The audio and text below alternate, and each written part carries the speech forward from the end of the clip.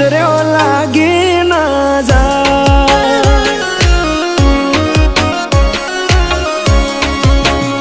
હો આવું રૂપ મેં તો પહેલી વાર જોયું તને જોઈ તારા પર મનમાં